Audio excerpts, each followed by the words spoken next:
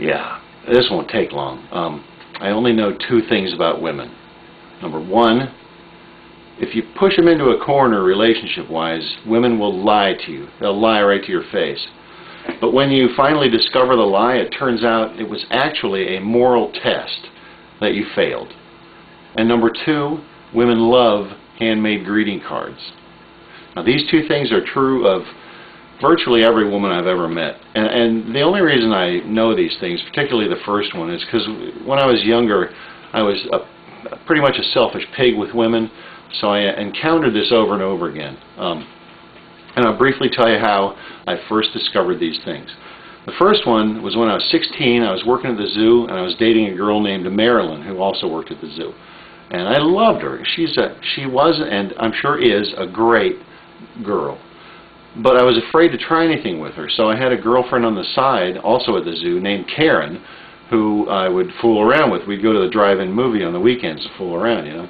And Marilyn found out about this, so one day she said to me, you know, I found out about Karen. She said, I'm really disappointed in you, Dan, but if that's what you want, okay. I thought to myself, if that's what I want, okay. God, perfect. What a great girlfriend. So I kept seeing Karen, you know. So like 2 weeks later, Marilyn calls me over at lunch, and we go sit by the creek. And I still remember, we were sitting on a retaining wall, I still remember her black and white saddle shoes, exactly what they looked like, because that's all I looked at when we were talking. I was too ashamed to look her in the face. And basically she said, Dan, I can't see you anymore. And I said, why not? And she said, because you're still seeing Karen. And I said, you said I could still see Karen. And she said, yeah, but I didn't think you were going to.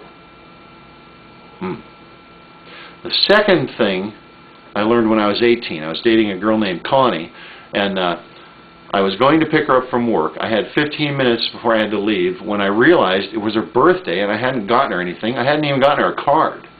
So I don't know what to do.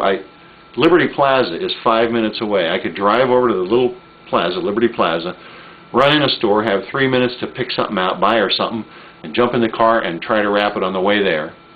Or I could, maybe my mom had a card that was semi-appropriate for an 18-year-old girl. Of course, she didn't.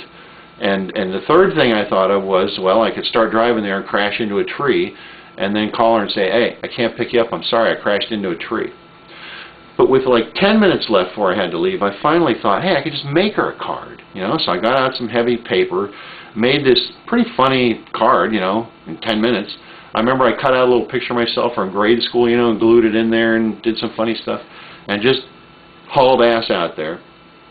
Got there, she got in the car. I hand her this card with the glue still drying on it, basically. And she looks at the front of the card and opens it up and reads it, and she started crying.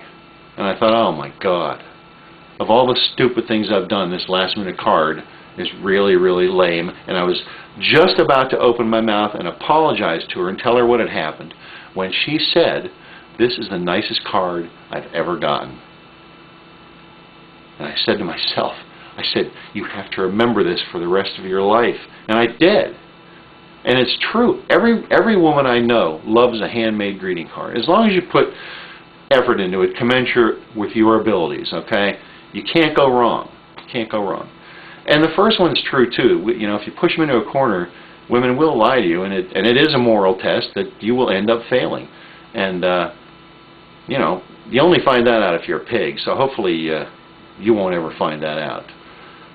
Good luck with that.